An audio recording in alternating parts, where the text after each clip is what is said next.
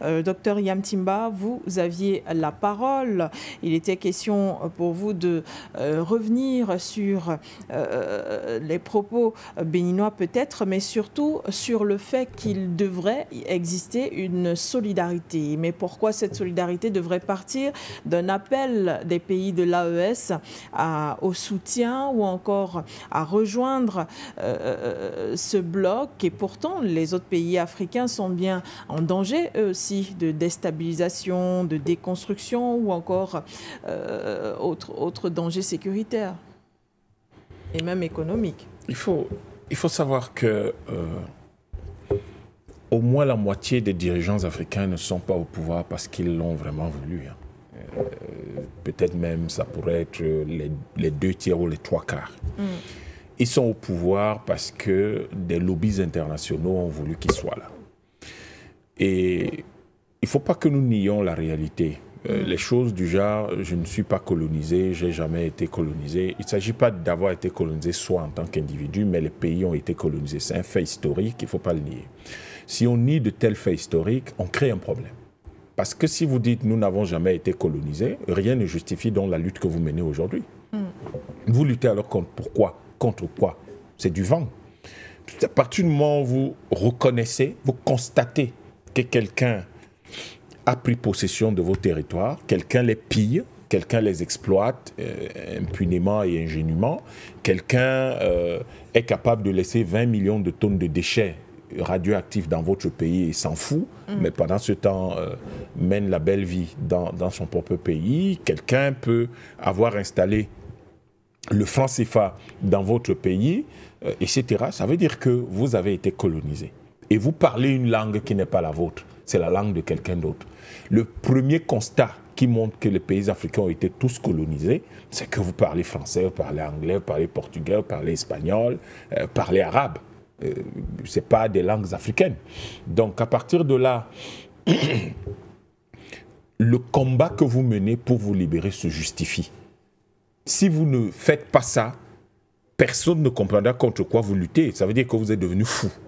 Il n'y a qu'un fou qui est libre et qui se bat quand même. Vous vous battez alors contre quoi?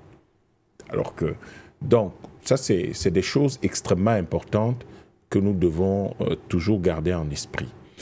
La solidarité dont les Africains ont besoin,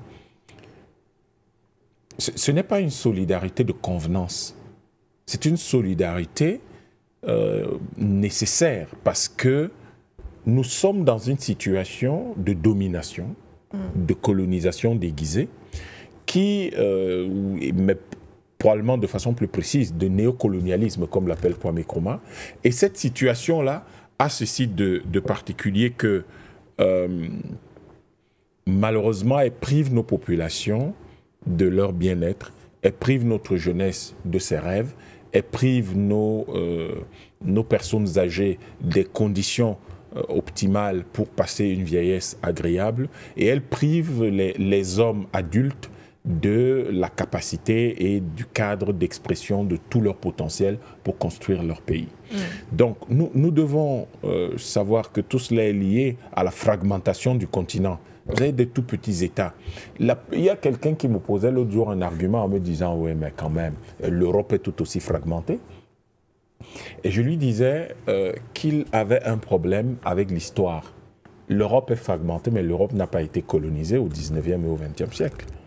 Donc, et en plus, les Européens ont eu le temps, pendant toute cette période-là, ce sont eux qui se sont réunis en 1884. Ça veut dire qu'ils avaient pu trouver la base d'une solidarité qui leur a permis de conquérir et de coloniser le reste du monde. Pendant tout le XXe siècle, même s'il y a eu 2 guerres mondiales, l'Europe a eu le temps d'affiner sa proximité et de pouvoir, à un moment donné, grâce à l'époque, c'était la communauté économique européenne, parce qu'ils ont formé une communauté, la communauté économique européenne, et de consolider dans l'Union européenne. Ça veut dire qu'eux, ils se sont unis. Même s'il y a beaucoup de pays, certains sont très petits en Europe, ils sont unis. Et c'est cette union-là qui leur permet de piller le reste du monde et d'être d'accord sur un certain nombre de faits comme le pillage du monde. C'est pour ça que nous devons, nous les Africains, lire davantage les Africains.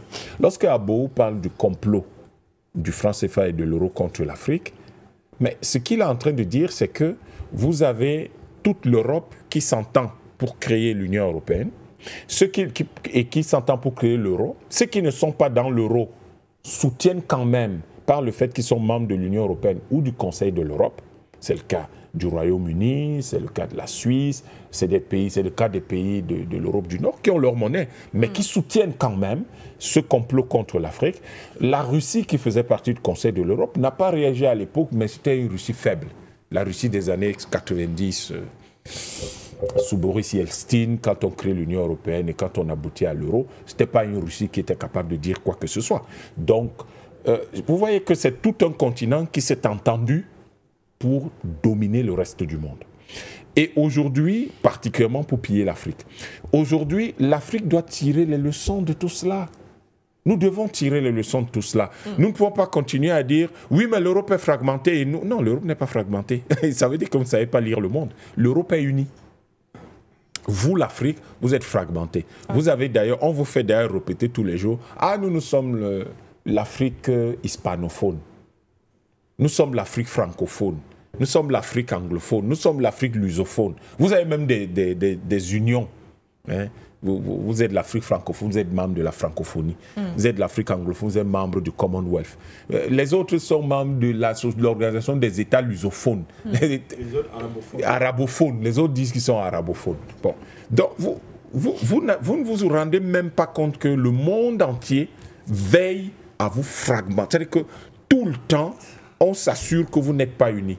Les seuls cadres d'union que vous avez qui existent, sont des cadres de façade. Banque africaine de développement. Banque africaine de développement, c'est plus une banque américaine et japonaise qu'une banque africaine. C'est pas parce que le président est africain. Il peut faire le président africain, il est nigérian, la vice-présidente opérationnelle et exécutive, elle est camerounaise, mais tout ça, c'est pas eux qui décident. C'est les 2 ou 3 cadres américains ou japonais qui sont là. Ils sont simplement directeurs qui décident de ce qui se passe là-bas. Ensuite, vous avez le franc CFA. Bon, qui est, on a maquillé un peu franc de la coopération financière, franc de machin et tout ça, mais qui veut dire franc des colonies françaises. Ce qui est un rebond que je fais auprès de notre ami qui disait que son pays n'a pas été colonisé. Non, vous avez été colonisé, c'est franc des colonies françaises d'Afrique. L'autre chose, c'est que vous avez l'autre affaire qu'on appelle l'Union africaine. Bon, l'Union africaine, 650 millions de dollars de budget. Vous vous demandez qu'est-ce qu'ils font avec 650 millions de dollars. Ils font même quoi avec? Ça sort d'où? Non, on y arrive. Ils font quoi avec? Vous connaissez, vous, beaucoup de choses qui ont été créées. On vous déjà dit que c'est l'Union africaine qui les a créées dans vos pays. Bon, ils ne sont déjà pas capables de réunir 650 millions de dollars, mais ils étaient quand même capables de réunir toute une armée pour aller détruire le Niger. Une seule petite partie, la CEDEAO. Ils avaient les moyens pour ça, mais ils n'ont pas les moyens pour couvrir les 650 millions de budget de l'Union africaine. Ils ne peuvent couvrir tout le continent que 250 millions. Le reste, ils tendent la main. Alors, vous passez votre temps à tendre la main à tous ces pays, à des pays qui vous pillent, à des pays qui détruisent votre jeunesse et qui rendent la vieillesse de vos parents terrible et difficile. C'est là où vous comprenez que l'Afrique est pauvre. Mais au fond, elle l'est-elle? Parce que la question devient, si les 500 milliards d'euros que la France pique via le franc CFA au reste de l'Afrique, si c'est nous qui les avions, on serait quand même un peu plus riche. 1. 2. Si le commerce entre l'Afrique, qui n'est que de un peu moins de 10%, au fond, personne ne sait réellement de combien il est. Parce qu'il n'y a pas de statistiques viables dans ce domaine. Bon, on suppose que c'est 10%. Okay. Alors, sur ces 10%, du commerce intérieur de l'Afrique, si on pouvait remonter ça simplement à 35%, l'Afrique deviendrait aussi riche que l'Europe, seulement à 35%. C'est une loi des nombres. L'Union européenne, c'est 200, je parle de l'Union européenne, hein, ils sont 270 millions, nous sommes 1,5 milliard. La proportion est telle que ça fait 6 fois leur population. Donc si nous remontons le commerce intérieur qui atteint 1/3 de nos échanges, nous devenons plus riches que l'Union européenne. Alors, le problème, c'est que vous avez donc, pour pouvoir y arriver, nous devons nous réunir. nous devons nous unir. Non, nous devons nous réunir parce qu'on était unis avant. Nous devons nous réunir. Et cette action de solidarité est la base de tout.